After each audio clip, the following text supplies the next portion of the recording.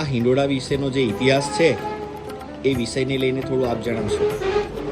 શ્રી વલ્લભભાઈ રમણ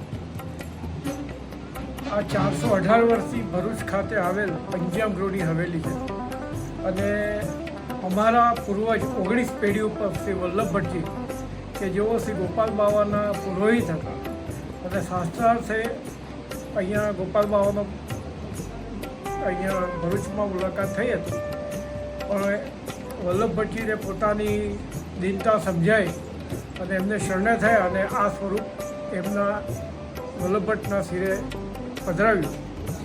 આ હિંડોળા વિશે તો ખરેખર સાચી માન્યતા તો અમને ખબર નથી, પણ લગભગ 40 વર્ષ પૂર્વ એક એવી ઘટના બની હતી. મારા પિતા શ્રી બાલકૃષ્ણ મણિલાલ ભટ્ટ કે જેઓને સવારે લગભગ 4 વાગે સ્વપ્નમાં આપણા ઠાકોરજી એમાં ઝૂલતા હતા અને આ હિંડોળો શ્રીજી મંદિરની અંદર કાયમ માટે ઝૂલતો હતો, ઠાકોરજી ઝૂલતા હતા.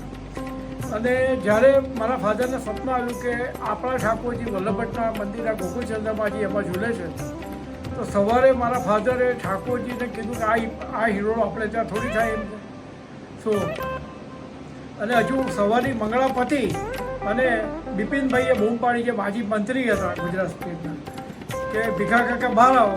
ગુલામના નામે ભીખા કાકા કહેતા કે બહાર આવો એમ કે આપણે એમ કે ઠાકોરજીનો ટાંકીવાળો હિંડોળો ઝુલાવવો છે. શું હવે મારા ફાધરે કીધું બિપિનભાઈ 2 મિનિટ ઊભા રહું, જ્યાં ઠાકોરજી જોડે માફી માંગી આવો. શું અને એમણે ઠાકોરજીને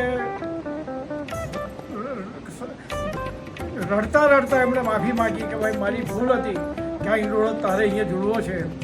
શું અને પછી એ હિંડોળો સૌ પ્રથમવાર અહીંયા થયો અને એવું સાંભળ્યું છે કે 15 રૂપિયા તોલો જ્યારે સોનું હતું એટલે 11.56 ગ્રામનો તોલો, અત્યારનો 10 ગ્રામનો નહીં, તે 15 રૂપિયા તોલો સોનામાં સિદ્ધ થયો હતો અને ચાંદી વપરાયેલી. અને એવું પણ સાંભળ્યું છે, લીલાવતી કાકી કહેતા હતા બિપિનભાઈના મધર, કે આ હિંડોળો બનાવનાર કારીગરે ફક્ત સવાર સાંજ જમવાના જ લીધેલા, કોઈ કારીગરીનો પૈસા લીધા ન હતા.